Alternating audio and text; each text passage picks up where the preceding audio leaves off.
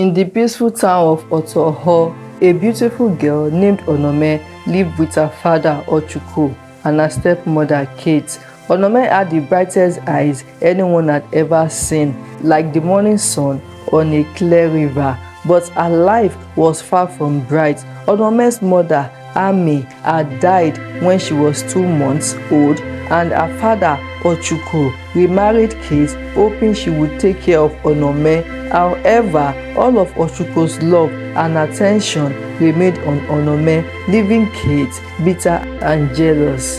Ochuko treated Onome like a queen. He bought her the finest clothes, the sweetest perfume, and the most expensive shoes. Every night, he would stay in Onome's room, telling her bedtime stories and making sure she was comfortable before retiring to bed with Kate. Kate could only watch, feeling like an outsider in her own marriage. Years passed and Kate finally had a daughter of her own. She named her Eyitemi, meaning this is my own, because she believed that, unlike Onome, this child truly belonged to her. She thought that with Eyitemi's birth, Ochuko's love for Onome would reduce, but nothing changed. He still adored Onome and showered her with love. Kate watched in silence, but her hatred grew like a fire on a dry wood. She resented Onome for taking all of the love that she felt should have been hers. But no matter how much she tried to poison Ochuko's heart against his daughter, it never worked. One fateful afternoon, disaster struck. Ochuko was in his office going through some documents when he suddenly slumped. By the time help arrived, he had already passed away. The entire town mourned over him, but no one cried harder than Onome. She felt like a part of her had died with him.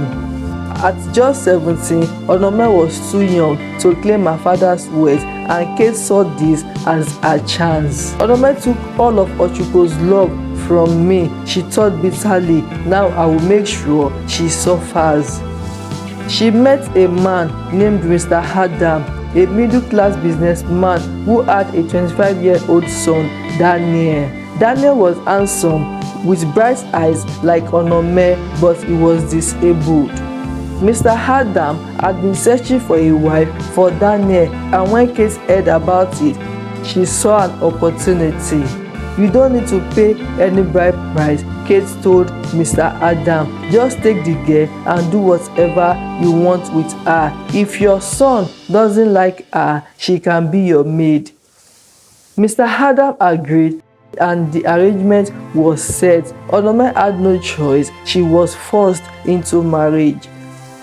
Onome was frightened when she arrived at Mr. Adam's house. She had imagined a life of mystery, but when she met Daniel, everything changed.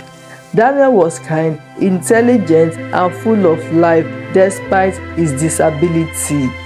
He had the woman's heart.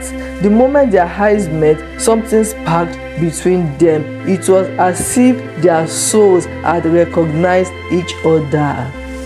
They spent hours talking, laughing, and sharing their dreams.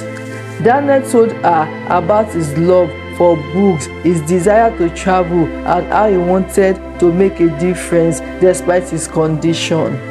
Onome felt something she had never felt before, a sense of belonging. She had been sold like an object, but Daniel treated her like a treasure.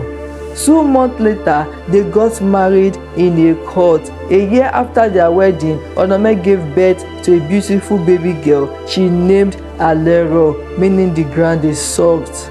Meanwhile, Mr. Adam's business grew rapidly, and in just 2 years, he became a multi-millionaire.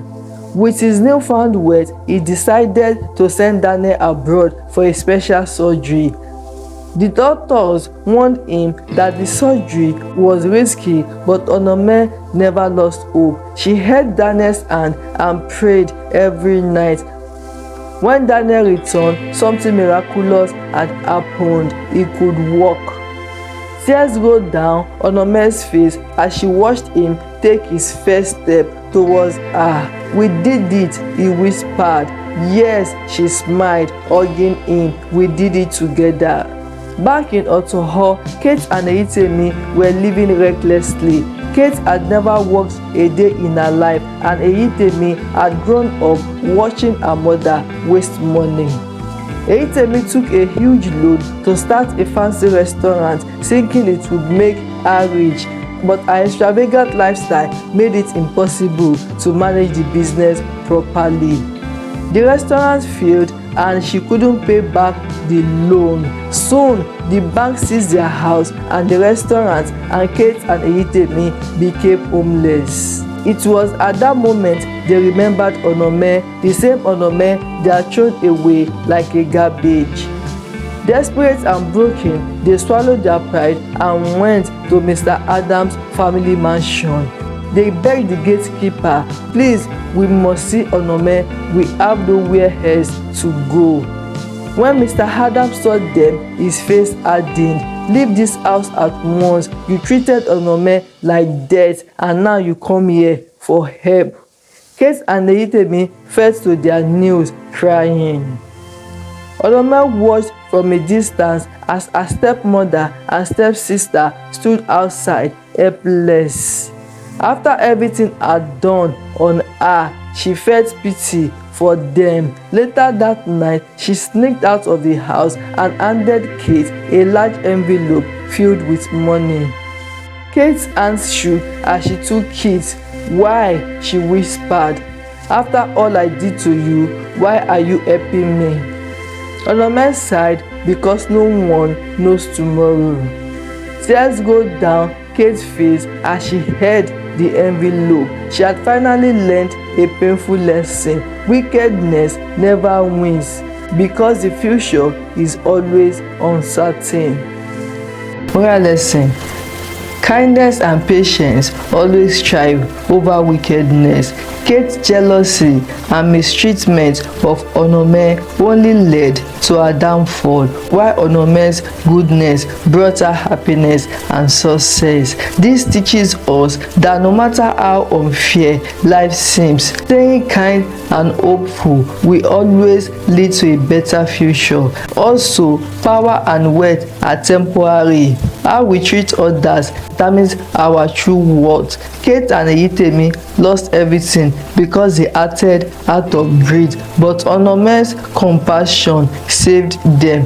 In life, we must never underestimate the power of kindness, because no one knows what tomorrow holds. Thanks for watching.